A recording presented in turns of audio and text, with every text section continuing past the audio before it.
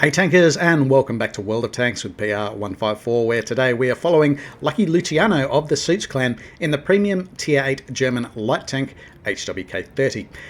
Now there is also another premium tier 8 German light tank called the Lichtgenommen Panzer M41 90mm, a bit of a mouthful, and it's unfortunately inferior to this vehicle in almost every respect, bar damage per minute and base aim time. HWK 30 still boasts quite decent damage per minute, 2100 hit points per minute. It has significantly better gun handling, slightly more accuracy. Still the same gun, the 90mm gun. It's hitting for 240 hit points, penetrating for 187 millimeters with the APCR, penetrating for 250 millimeters with the high explosive. It's also got the 90mm HEP, which penetrates for 102 millimeters. Very nasty shell to have, and often the sort of shell that players will load first in anticipation of running into enemy light tanks. Here he's got the Barask, and that is a nice meaty hit to start off the match. He has been counter-spotted and shot back at. I'm not 100% convinced that was the Barask either. There was quite possibly another light tank in wait. Now, as a German light tank, it means it's the same size as the medium tanks of other nations, so that does tend to affect the concealment rating. This is offset to a point by having one of the better base view ranges of a tier 8 light tank at 410 meters. Obviously, you would seek to improve this further with binoculars or coated optics. In this case, Lucky Luciano has gone for the coated optics. So I guess it's going to play a little bit different to a lot of light tanks. It's relying more on its damage per minute, and that is intended to sort of draw other light tanks into a fight that they just simply can't out DPM the HWK 30. It's really handy to be in a situation where you can engage enemy light tanks where they're beyond their support, which is I guess a habit a lot of light tank players certainly come into. But he's also being able to generate these crossfires quite effectively, and doing so from range. So he's able to engage and destroy, at least participate in the destruction of that Barask from range. Now the targets he's facing here on are a little bit harder, so he has had the heat round loaded. Enemy Progetto 46 has been spotted, as likely spotted Lucky Luciano in turn. But he's got the heat rounds loaded. He's looking for shots on some of the hard targets downstairs, managing to land a bit of a high roll on the T-26E5 Patriot that's working the ridge lines. Of course, it just keeps poking for another go, and that's fine. It's turning into a bit of a shooting gallery here for Lucky Luciano. A hit, but non-penetration at that time around. One thing I am noticing with these shots is very quick to get back out into that third-person view. I don't know if that's necessarily affecting his aim, or whether he's pulling back a little bit prematurely. I'll certainly leave that with Lucky to debate. Now we can see what had been spotting Lucky Luciano before, the LHMTV, the Tier 8 Tech Tree British light tank. Very, very, very sneaky British tank. They are very much renowned for their passive scouting abilities, but they have been dug out in quite a big way. They only had about 110 hit points left last time we saw it, and that allows Lucky Luciano to resume his crossfire and farm of these heavy tanks that are pushing the ridge lines through the center. Now, there's a couple of enemy medium tanks that have tried to go for the flank and trying to dig out some of these vehicles from the A5, A6 Overwatch position.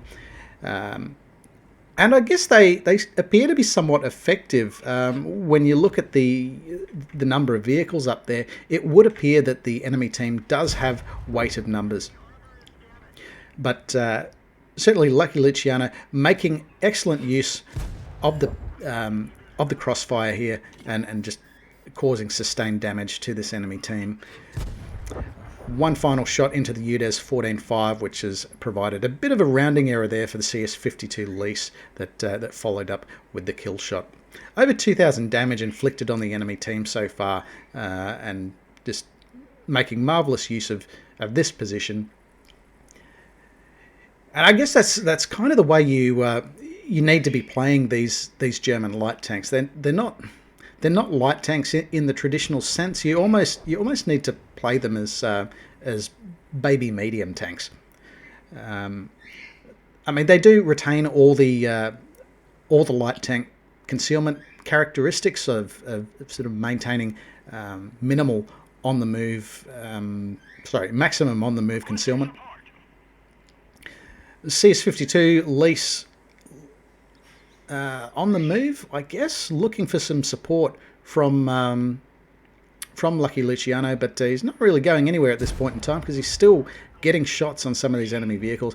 A bounce off the Scorpion G on that particular occasion. But as that Rheinmetall Borsig crawled up the hill, it did present a bit of a target, knocked out way too early for Lucky Luciano to take advantage of there. But if that Scorpion rolls back, it will be his. Nice 320 hit points of damage taken off the Scorpion G, and again becoming the rounding error for the CS52 lease. I hope that guy buys him a beer later. We have the full hit point Emil 1 that's pushing between the hill and the town. Lucky Luciano able to get eyes on. Unfortunately, at this point in time, eyes on that target might not necessarily translate into supporting kills.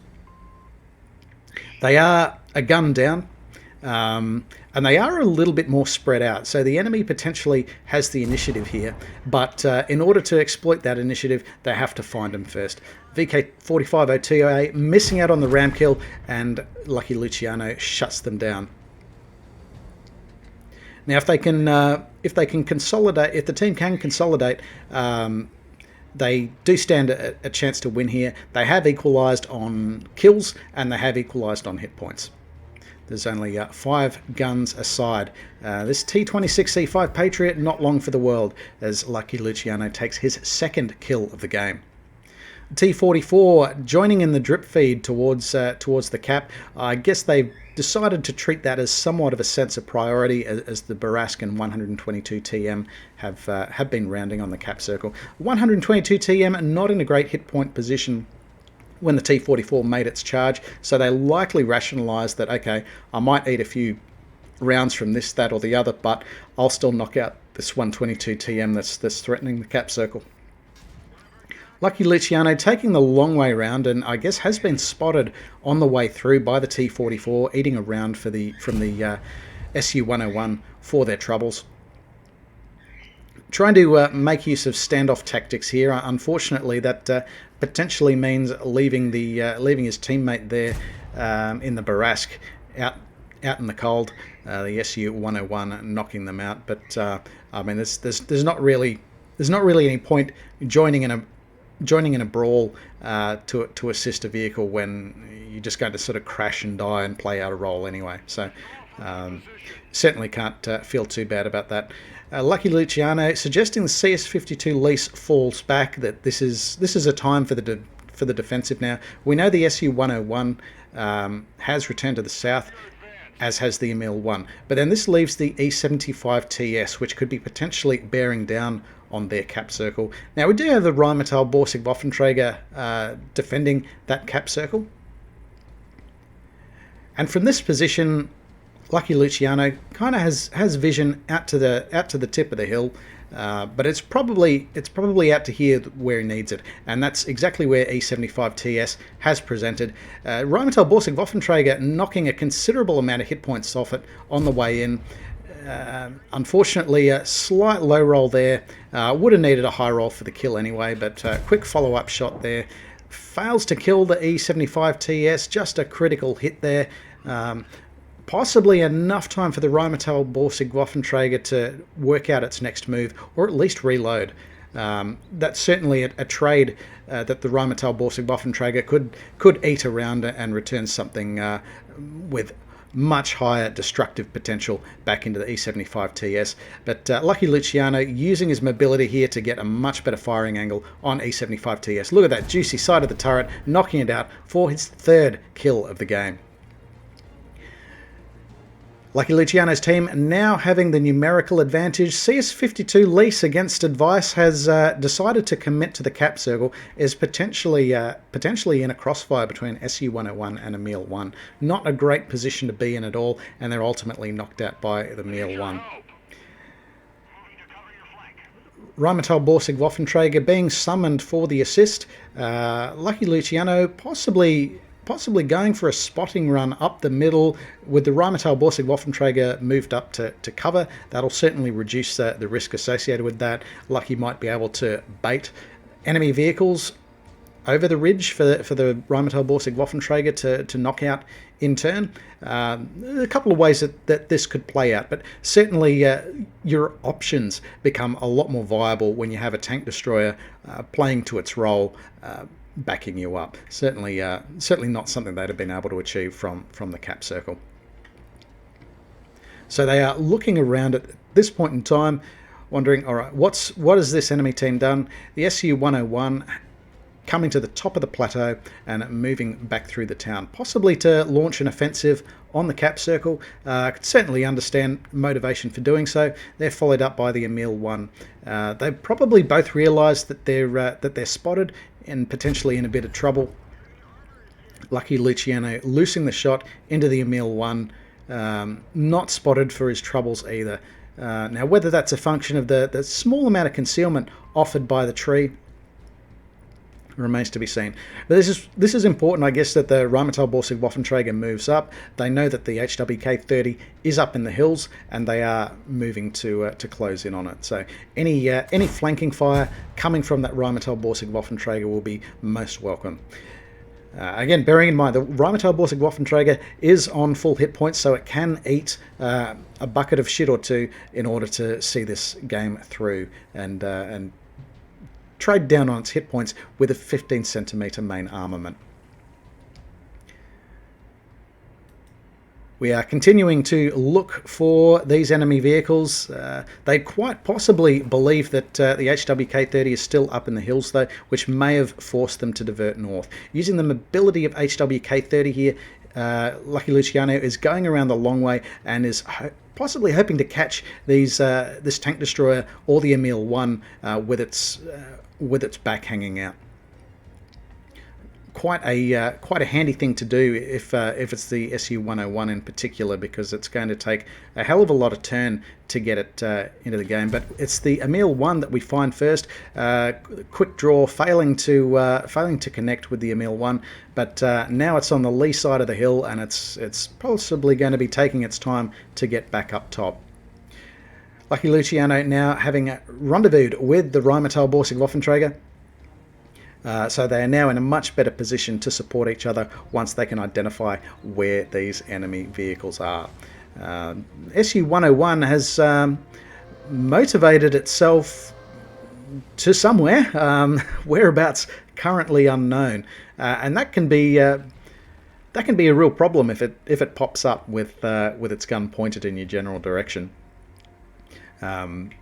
He does only have 514 hit points, having eaten some rounds earlier. What was it? A shot from the Barask at the front end of the game, and a shot from the VK4502A in that duel when it sort of dropped off the F6 area. Now the Rheinmetall Borsig Waffenträger has commenced the cap, so has at least one of the enemy vehicles. Not quite sure if that's the Emil 1 or the SU-101. So Lucky Luciano playing a little bit carefully to try and find them. Now that's both enemy vehicles on the cap circle. Fortunately, he is in the position to secure those resets. It looks like it was the SU-101 that was carrying the lion's share of the hit points, but of the cap points rather. But Lucky Luciano has got quite good damage per minute. He can take care of some of these enemy vehicles.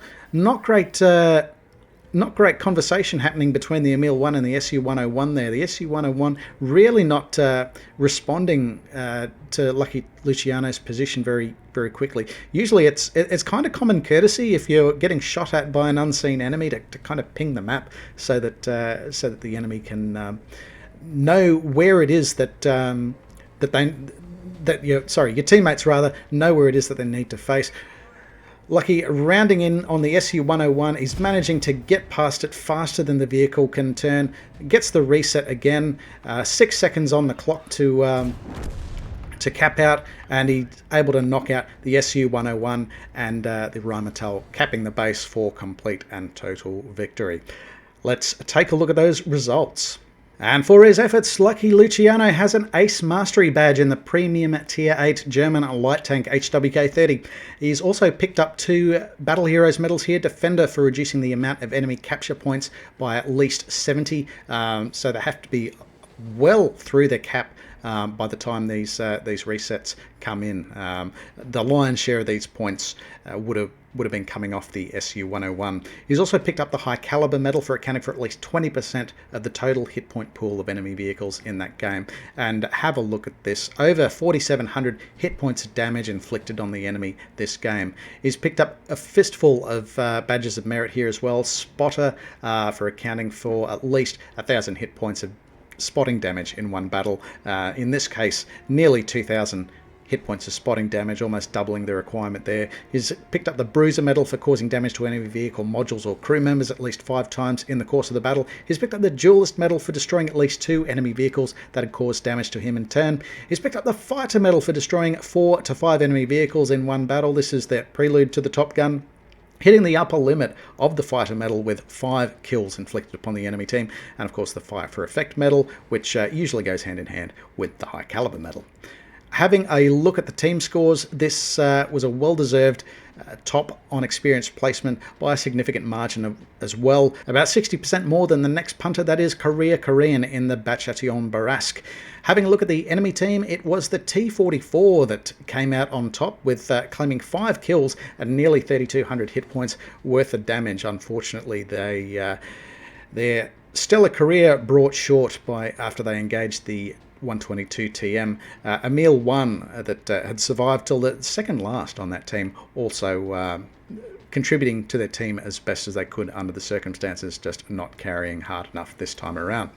Having a look at the detailed report, quite a profitable game for Lucky Luciano here. Now, he did have a personal reserve going of about 70,000 credits, but all up, that's still a 65,000 credit game, despite quite an ammunition bill and expenditure of a couple of consumables, not that many.